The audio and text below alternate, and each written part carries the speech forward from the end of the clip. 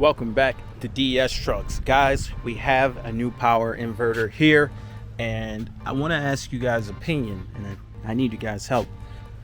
What do you think is the best place to mount the power inverter? So I've got it up here on the back of the seat right now just to see how it works, see how it moves around or whatever, but I'm not 100% sure this is where I want to put it. And you know, a lot of interesting points were brought up.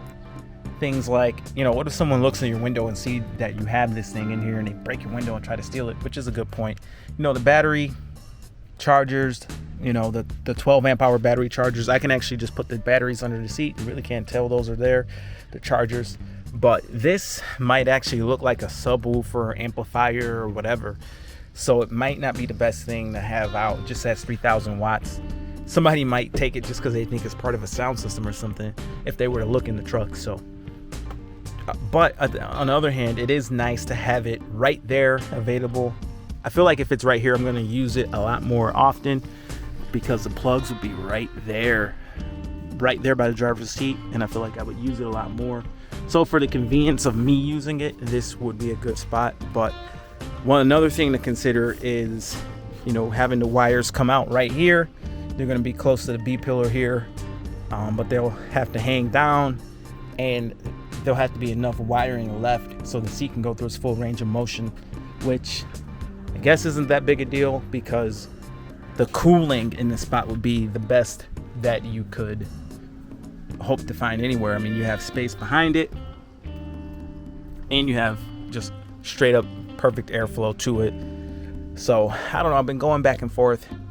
Now the other alternative is to just set the power inverter right here. There is space. I just need a little piece of aluminum or wood or something just to put on this side, and the other end fits on here, and it does fit here just fine. And I'll just have to drill through, which works out good because there is a plastic plug that I can go through. I still got to drill, but if you look underneath the truck, you can see right there is a plastic plug right there, and I can just go through that, which eliminates the chance of chafing against the metal, which would not be good. That definitely is a plus. And just the look of having it sitting in here would be better. I'd have to run the cords for the chargers inside of here, but at 3,000 watts, these each draw 400 watts a piece, and that's enough. One of these alone is enough to overwhelm the factory inverter, which is right here. And now that I've gotten this, I do realize why they don't put that much wattage on the factory inverters. And I think the reason is the size of the wiring required to power one of these factory inverters is pretty substantial. So, you know, at 400 watts, if you were to go to like 1,000 watts or like 1,500 watts, the actual size of the wiring gets to be more and more expensive, where at least at 400 watts, they can use normal size wiring. If you look at what the size of the wiring is going to this factory inverter, if you take this cover off, you can see how tiny the factory inverter is, and you can see the size of the wires going in, pretty skinny compared to what I've got for this 3,000 watt. Now,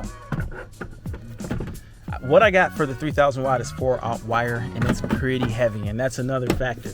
This wire is so heavy, I think it's too heavy for me to run it on the back of the seat. The wire being so heavy, it kind of works out better to be in here. Now I'll take you guys over to show you how the wiring looks. All right guys, so here's a look at the wiring. We got 4-aught wire, and this was what was recommended for the distance that we are going from the battery, and I'm just blown away by how thick this wiring was. I was almost thinking like, dang, should I send this stuff back? It's kind of like maybe too thick. Like, how is this even going to attach to the battery? Look at this stuff. It's huge. So I have that, and I also have the crimping tool to crimp these ends. I got a fuse holder. This matches the fuse on the snowplow, which is 400 amps. So I got a 400 amp fuse to go in there, and I have a ground wire as well because all this power is going to be going in. So I figure it's better just to run a ground straight back to the battery.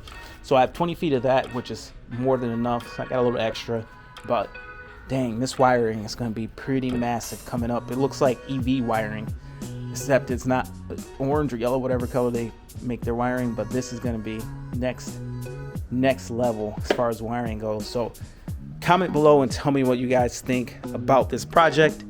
And I got a feeling that a lot of people are going to say to go ahead and put it under the seat.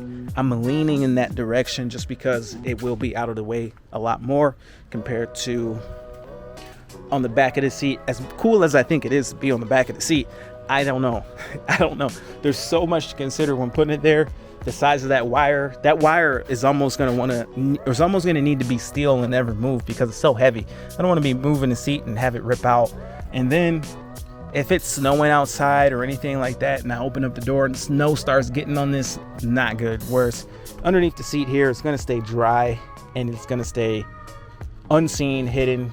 You know, wet feet get in here, it's not going to be an issue. Wet gloves won't be an issue. So comment below and tell me what you think. I'm leaning to moving it just here under the seat, although it is cool just sitting here. It does look cool, but there are some cons to doing that. So underneath the seat as of right now. But anyway, guys, this is DS Trucks. My name is Sean. Thank you for watching. See you in the next video. Over and out.